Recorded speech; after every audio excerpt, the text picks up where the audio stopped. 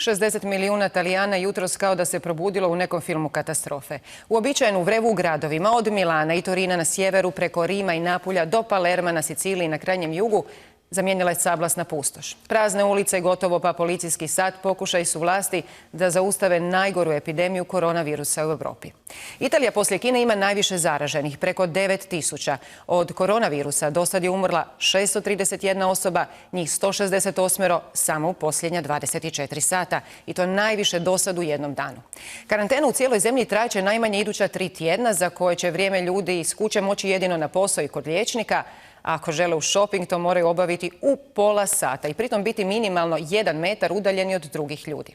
S ulica ih se doslovno tjera preko megafona i situacije kakva još nije zabilježena nigdje na europskom tlu.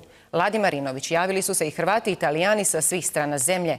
Svima njima zahvaljujemo što su se izlagali riziku kako bi nam prikazali taj život u karanteni. Ovako izgleda Verona dok se vraćam s posla. Život u Italiji se u samo nekoliko sati u potpunosti promijenio. Zatvorili su se svi barovi, zatvorili su se restorani, polako se zatvaraju određene firme. Za sad nam je odobreno kretanje uz certifikate koji garantiraju da ćemo se kretati samo i isključivo od mjesta prebivališta do radnoga mjesta.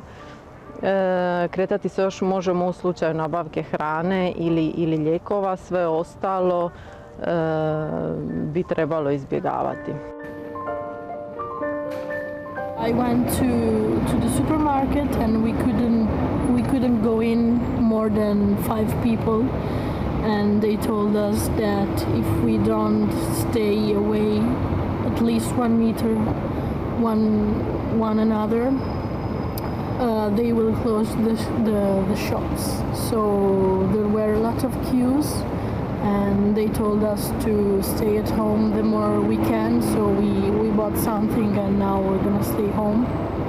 Hi, this is Laura from Milan, and right now the situation is not that bad, but surely isn't ideal. As you can see, there are not many people around. I mean, they're still coming and going because, of course, they have to get to work and then they have to get to grocery shops. Like if we need to get grocery shops, or such as just one person family or house has to leave the house. It's art and it will be art, but at the same time we are sure and we hope it will worth it.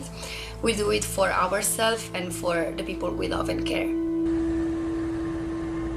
Policija zaustavlja ljude koji se kreću bez dozvole i daje kazne. Kazne se kreću od 10.000 eura do zatvora. Evo, trenutno bježim doma. Policija je 3 puta oko mene prošla da vidim zašto ja stojim u mjestu, snimam, umjesto da se vraćam direktno doma poslije posla. Kazne su velike, izvinjavam se, ja neću zatvor. Najveći problem trenutno u Italiji je uistinu nedostatak mjesta na intenzivnoj njezi, zbog čega su se morale dogoditi ovakve rigorozne mjere.